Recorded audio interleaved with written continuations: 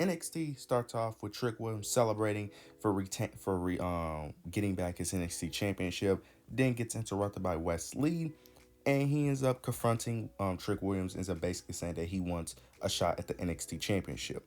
Then he ends up saying that Trick isn't the guy that he think he is, the guy that he hypes himself up to be, and that he's going to leave him in the dust like Carmelo Hayes did.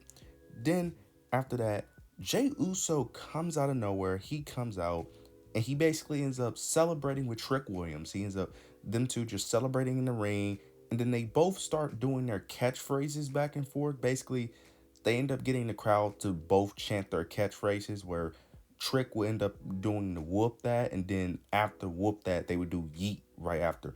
Now, this was a cool moment, but I will say this had to be last minute. There's no way they thought this through because I understand why they did this. This is clearly for a ratings boost. I get that. But they couldn't have come up with a better way to really force this. Because this was very forced. Like, you can just tell this was very forced. They did not think this through. Because they didn't have anything planned for these two to cut a promo or nothing. They didn't have anything planned. This was it. Just them doing their catchphrase, which was hype for to a degree. But at first, it started off very rocky because the crowd couldn't pick up when to do the chant at all. It took a while, but they really forced this. Like I said, this was clearly for a ratings boost. It's the same thing with all the other superstars, but at least they added story with them. Like Bianca and Jade, even though I don't like that they're on NXT, at least they made a story out of it. Like, you couldn't come up with another way for Jey Uso to be on the show. You just thought just to put him on here, just to put him on here. Like, you couldn't.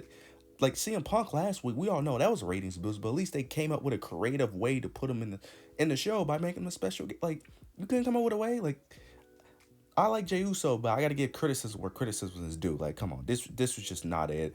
The segment was fine. I like Wes Lee, but then they just completely forgot about him once Jey Uso came out, though.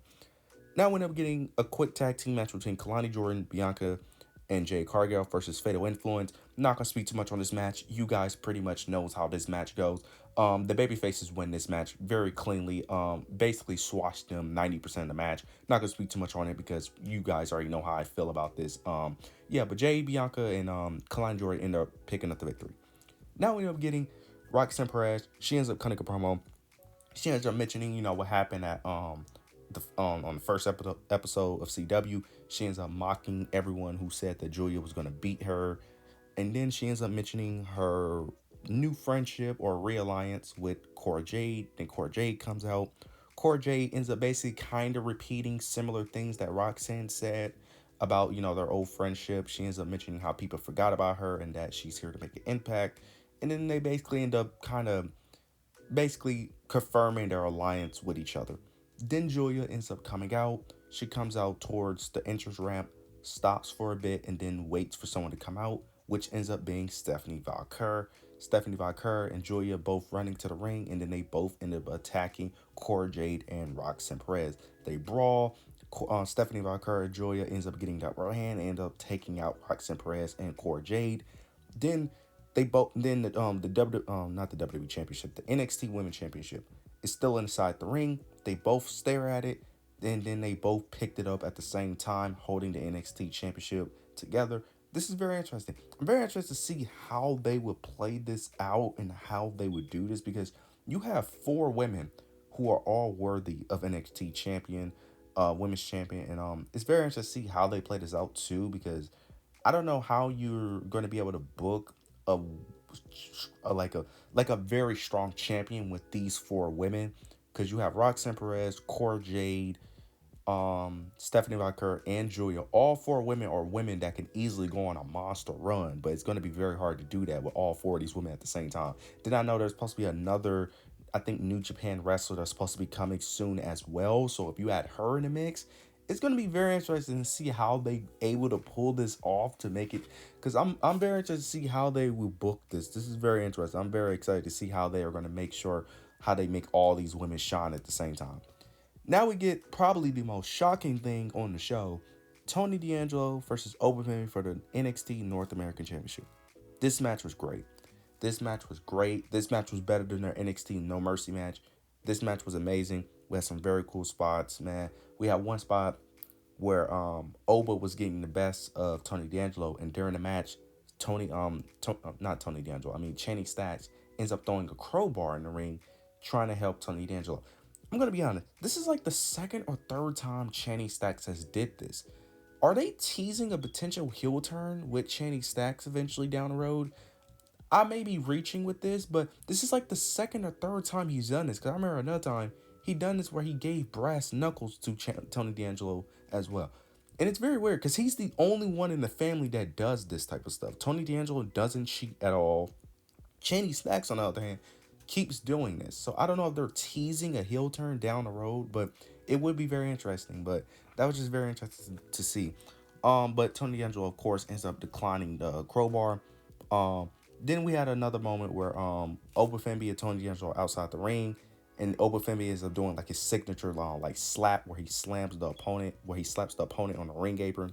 He starts talking trash to the family, and then he ends up pushing the family on the ground. And this was the turning point of the match because once Tony D'Angelo saw that his family was shoved to the ground by Obafemi, he basically ends up hulking up, going crazy, and ends up brutally attacking Obafemi. He ends up spearing him on the outside, then ramming him into steel steps. Ends up hitting a spine buster, if I'm not mistaken. Ends up going for the pin, but Oba, of course, kicks out. Then we get to the outside.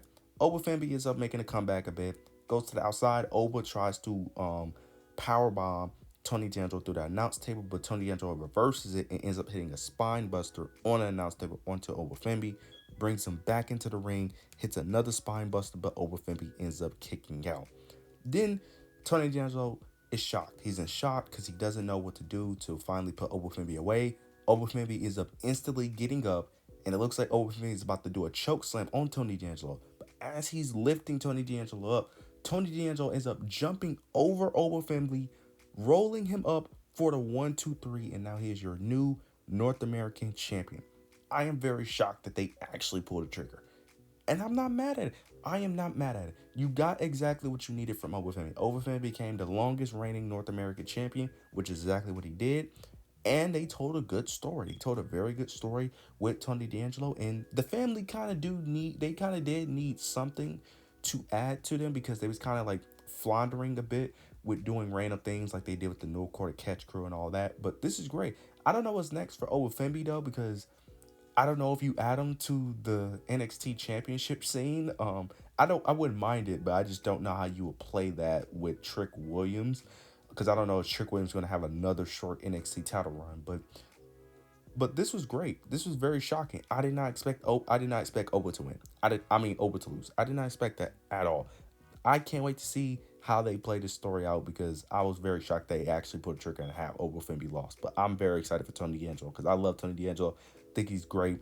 I can't wait to see what they do with him with the North American Championship. Now we end up getting a quick segment with Nikita Lyons. She ends up making her return and she has some unsolved issues with Lola Vice. So next week they're gonna have Lola Vice versus Nikita Lyons, which is gonna be very interesting. I hope she doesn't get injured again because I know she gets pushed very strongly when she is on the show. So it looks like they have a lot of they clearly want her to be one of the main pillars of the women's division, it seems like. So I'm very interested to see how good she actually is because I don't know because she's always injured. But let's hope that she stays healthy. And it looks like they may still do that storyline with Lola Vice and Jada Parker because Lola Vice still was talking about Jada Parker. So it looks like they're still going to do that storyline. And they may end up doing a storyline where all three of them are together fighting where Jada Parker may cost Lola the match. So that may end up happening. So I'm interested to see what happens next week. Now we end up getting a tag team match between A-Town Down Under versus Nathan and Axiom. Not going to speak too much on this match. It was a really good match. Really fun match. But we all knew who was going to win. Nathan and Axiom end up retaining their NXT tag titles. But I will say they did do a very good job at making it to where you actually could somewhat believe that they would actually win. But we all knew they weren't. But this was a very good match overall. Now we end up getting Javon Evans versus Randy Orton in the main event. This was really good. I really enjoyed this match. This was very fun. This is one of my favorite Randy Orton matches that he had since he came back. I know that's going to be a shocker, but because I haven't been enjoying Randy Orton matches since he came back, because because a lot of his matches just bores me a lot. But with Javon Evans, it was very entertaining. I love this. This match was overall great. There was a spot towards the end where they tried to do the signature RKO, the RKO out of nowhere. I knew they was gonna try to pull it off, but they couldn't. Javon Evans ends up doing this weird, like turning, like spinning top rope dive, but it couldn't work because Randy couldn't get the angle on it. But Javon Evans also botched it as well. But I feel like he should never did that move in the first place. But Randy Orton couldn't hit the RKO. He ends up missing it, but then he ends up picking him up and basically ends up hitting an RKO. Ends up picking up the victory. After the match, though, you can see Javon Evans and Randy talking, and Javon Evans ends up apologizing for the botched move, but Randy ends up basically reassuring that it's no big deal.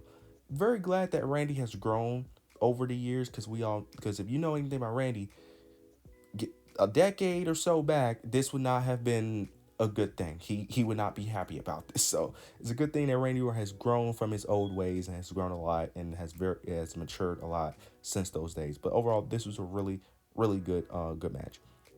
Towards the end of the show, we end up getting a segment with Ethan Page, Wesley, and Ava, and basically she ends up making it to where there's going to be a number one contendership match between Wes and Ethan Page, but then she ends up throwing in Javon Evans into the mix. So next week we're going to get a triple threat match for the number one contendership for Trick Williams. This is going to be very interesting. Javon Evans should not be winning that match. But if you want to boost up Trick Williams' title reign, I can see him winning. That way you can have Wes or Ethan Page fight, and then you could have you could actually have all three of them do a one-on-one match, or you could make it all just a fatal four-way again. But overall, I'm excited. This episode I think was better than the CM Punk episode in my opinion. But overall, this was a really good episode. You guys let me know your opinions down below. Make sure you like, comment, subscribe. Yeah, that's it.